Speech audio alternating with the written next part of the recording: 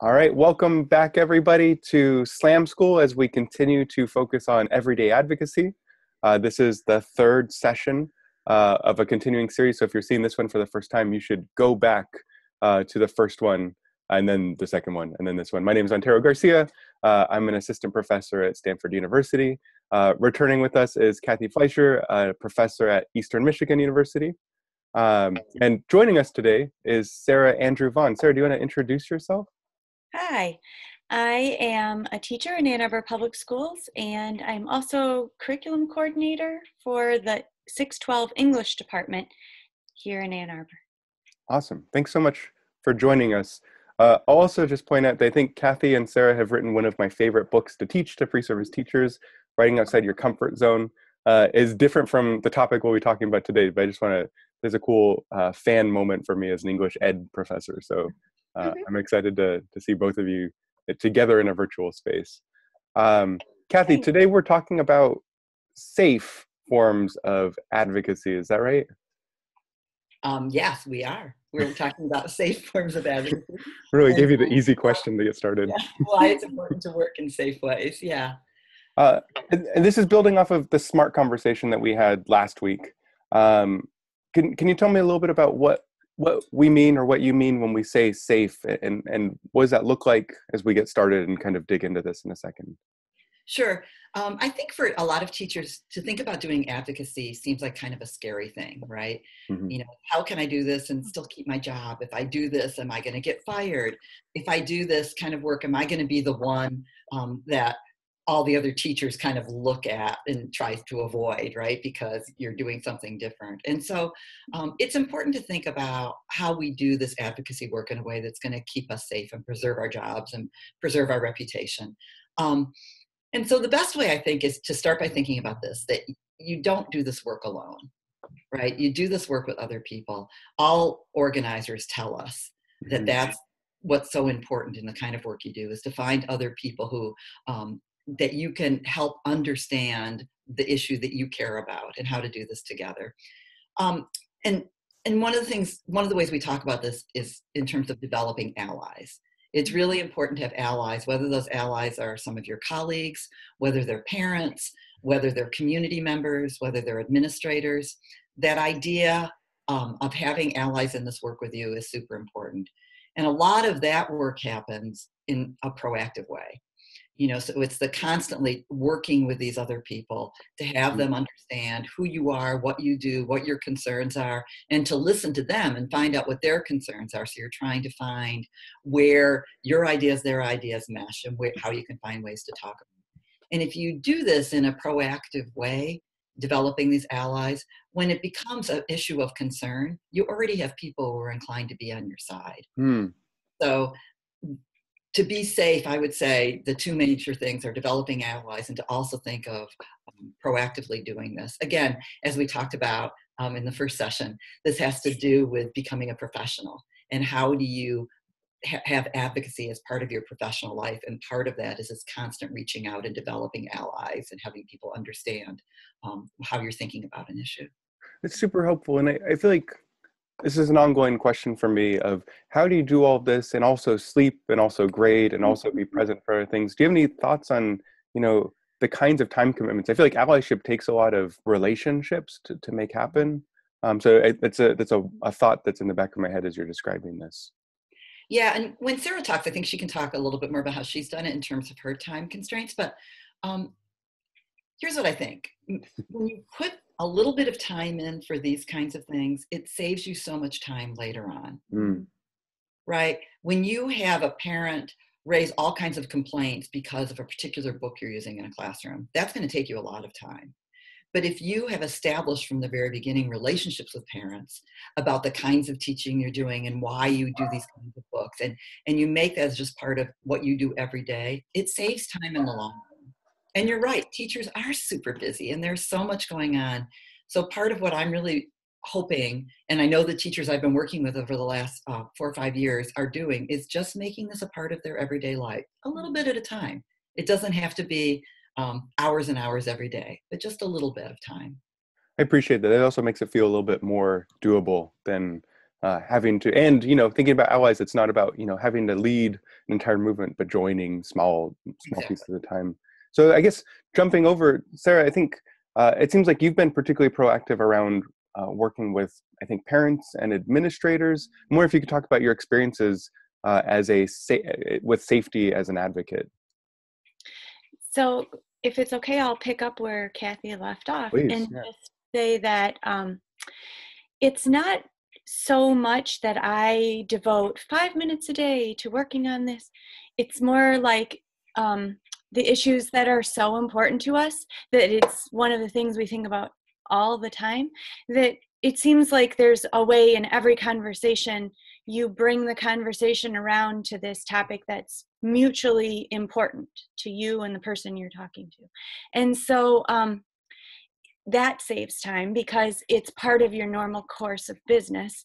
It's just extra helpful to make sure that in your normal course of business, you're not holding yourself up and you're reaching out to those folks who are your allies, like parents, like administrators. So in my role in curriculum, I have the opportunity to see parents and administrators quite frequently. Administrators often hold parent nights.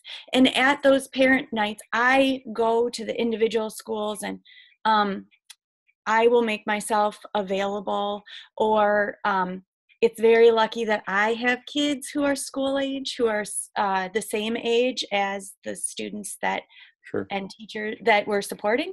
And so when I'm out and about, people know I like to talk education. And so then we have conversations. So an issue that's super important to me is real reading and writing, not faking it. And that's a issue that's easy to talk to people about.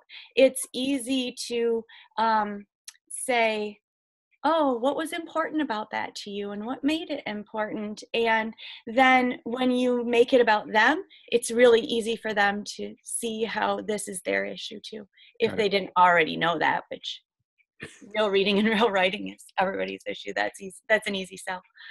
So that just happens through just regular conversation. I think your idea of mutual importance is really useful for us to think through. And so just regular interactions with other parents leads to these conversations. Is that right? Mm-hmm. So yeah. And then sometimes parents reach out to me. And then when they reach out, I work to try to understand what it is, like Cathy was saying, what it is they are concerned about and what it is that they're looking to achieve. And then I look for those opportunities for mutual benefit. It's the same with administrators. It's the same with working with teacher colleagues. How can we work on this together, starting from where they are and understanding what their thoughts are? I'd like to, can I jump in and ask a question? Yeah, please do. Yeah. Sarah, I wonder if you could talk a little bit about when you were still teaching, the parent nights that you did at Huron. And I was so grateful to be able to sit in on a couple of them. And I think that this is just encapsulates so well what we mean by developing allies and working in safe ways. So actually, Cathy needs to take credit for teaching me how to be good at these parent nights.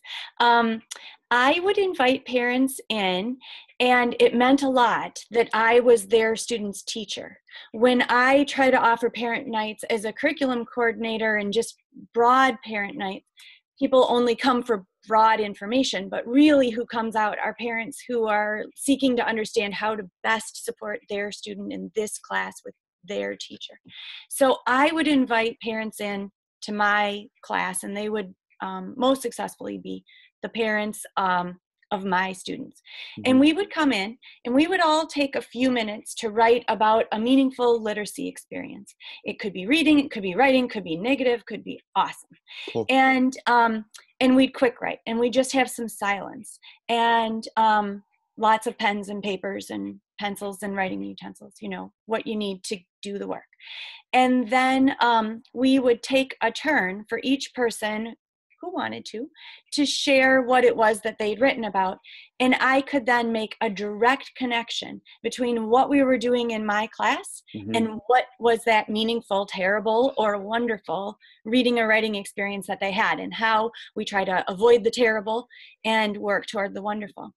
So now I'm in the position to invite teachers in for professional development, and I do parent nights with them, except they're the parents and I'm their teacher, right? And so we talk about, we're kind of doing this meta situation where I'm teaching you how to host a parent night, but also we're going to be talking about how in our own classes we can make sure that we're creating those best learning environments for our students that we all know in real life were best for us, and avoiding those that even teachers who love teaching have had terrible literacy experiences, and we need to make sure we steer clear of those the best we can. I love that. And I love the capacity building process. And I just want to make sure I understand it. So it sounds like when you're modeling this for teachers, they are doing the same kinds of writing practices and you're still making those connections. So they're reflecting on their pedagogical practice, but also figuring out how to do this as a practice with their parents. Is that right? Right. Pretty cool. And reminding, like, we just wrote. And that happened during our time together. And we just did some really thoughtful listening and a pair share. And that happened during our time together. How do we build those practices into our classrooms? Yeah. How do we build those? And then to ask parents, how do you build those practices into your meals with your family? How do you build those practices into car conversations or other easy, low risk spaces and environments? I love that. And so thanks for sharing this as an example. It really helps me think about the ways that we do capacity building and allyship that is beyond, I think, traditional models that are of what I think it could look like. Mm-hmm. And I want to connect this back to, Cathy, you started us with this idea of like fear of possibly getting fired. And so this move towards being safe is about, power in numbers and the kinds of, but also in a collective kind of action and being more thoughtful around this.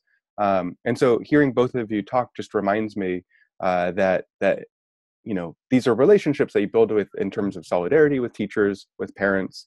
And I can imagine this is also a way to engage with administrators. So I'm curious if either of you have thoughts around, oftentimes, particularly new teachers might feel a bit of trepidation talking to administrators as the people who have authority over, different kinds of decisions in someone's career. Are there different approaches to talking to administrators? So let me go first, and then Sarah, jump in with ideas that you have too. But one of the things that I really encourage new teachers to do and practicing teachers to do is to not see that administrator as their adversary. Yeah. Try to be sharing with the administrator what you're doing and why you're doing it, which, you're doing something cool in your classroom that represents something, to invite that administrator in to see what's going on. Administrators love to see when good reading and writing is happening. Mm-hmm. Or to invite them to be a part of something, so if you're doing a classroom thing in which you're trying to have your kids gather ideas about, how writing is used in everyone's lives, how writing is real, as Sarah's been talking, to invite an administrator in to share with your students how writing is real for that person or how reading is real for that person. So having it so they're aware of things that are going on. I know in some schools, kids who have been doing a lot of really interesting things with choice reading and stuff have interviewed administrators, other teachers, custodians, staff members in the school about, well, what are you reading now? What do you like to read? And starting to know that reading is everywhere around them. And things like that start to build relationships, as you said. And so all of those people are more inclined to think about what you're doing in the classroom as a positive thing. Yeah, I love that. Yep, I would add to that that I work hard to have meetings with administrators and include teachers in those meetings so that the teachers aren't having this meeting by themselves, and I'm not having this meeting by myself. It's a conversation. And that changes the whole feel of things. Administrators like it a lot when I bring them data, but I never send it to them over email. I bring it to them so that we can talk about it in ways that we can think about this, in ways that this can help us in our practice in our classroom, and what our classrooms look like, and what our celebrations might be, and what our strategies might be for the next steps. Awesome. So when we're all having a conversation, it feels totally different than when you're going in and saying, I want this from you, administrator. It becomes, we see this plan, we see what's working, we see that we need to make a plan for these other ideas and these other concerns or next steps, and then this is how we're going to work on it together. Awesome. I love that. And I just want to loop back to the parent piece. My experience, oftentimes I had parents who spoke languages that I was not fluent in. And so oftentimes like the translation process meant also bringing in students and building a different kind of relationship with students who'd help translate with parents. I'm looking at our time and we're going to switch gears in a second. I'm wondering about the model of who counts as allies. So it seems like there's a broad band of, parents and very like local micro allies, right? Not micro because they're small, but in terms of scale, but also when you think about like larger networks. Cathy, does this focus also think about a group like NCTE or a teachers union as allies that we need to be thinking about with this work? Oh, absolutely. Yeah, absolutely. I mean, that's one of the things we think about, who has our backs when something does happen, and to know who those people are. So for example, the Intellectual Freedom Center at NCTE is a super useful organization to know about. That's great. That can help protect us when something happens. The American Library Association, same kind of thing. So it helps to be doing things in a way that matches NCTE, other places, the beliefs that they hold, right? Yep. Because you know that you have sort of the weight and power of NCT, of the National Writing Project, of other kind of groups behind you, and you know that they can help you if something happens. Awesome. Okay. I'm going to share the Everyday Advocacy website again. We're gonna put on the screen here. I know people have already seen this, but if you haven't for some reason, everydayadvocacy.org has all of these resources, and there are specific skills to look at for each of these practices, and plenty of links and resources. So I would look through this, and also a reminder that if you find yourself in Michigan in the coming months, Cathy, do you want to share the dates again for when the workshop is? Yeah, July 10th through 12th, we'll be doing a 3-day advocacy training that Sarah did last summer. And all the teachers you'll be meeting over these sessions, over these episodes, have participated in that. And it's dorm space, nice dorm space if you're coming from outside of Michigan. That's very reasonably priced. That's awesome. Yeah, you get to relive your college days. I think that's absolutely great. Much nicer than the dorms in my college days. I love that. I want to encourage that a really important safe practice is to be known before you need allies. And so this coming to an everyday advocacy planning, going to National Council of Teachers of English or your state conference and presenting, publishing, being active on social media. At first it was Facebook. Now for me, I find that I'm much more successful on Twitter. I'm sure in 6 months or 2 years, it'll be another platform. But it's important to be known and to be out there. And that way, if you ever did need to ask for help, people would be able to see through your social media presence or through your presentations, yeah, you're active in this field and you're the real deal. And we want to come make sure that you're safe. I love that. It's such a good point. As we think about this, we're hoping to continue having this conversation with all of you online. And so we're wondering if you could share, we're going to use the hashtag SlamEDU. We're going to use our Slam hashtag on Twitter. And if you want to share for other folks who could be your allies in the work that you're doing, I think that'd be a really useful piece. And Cathy and I will be floating around on Twitter and responding and retweeting and engaging in the conversation there as well. And maybe we'll prod Sarah to also join us there. And so again, the question on hashtag SlamEDU is who could be your allies in the work that you're doing? Sarah and Cathy, thank you so much for your time. I'm excited. Cathy, we'll talk again soon with the next session coming up. And Sarah, thank you for joining us today. Really appreciate it. Thank you, Antero. All right. Thank you. Thanks for having me.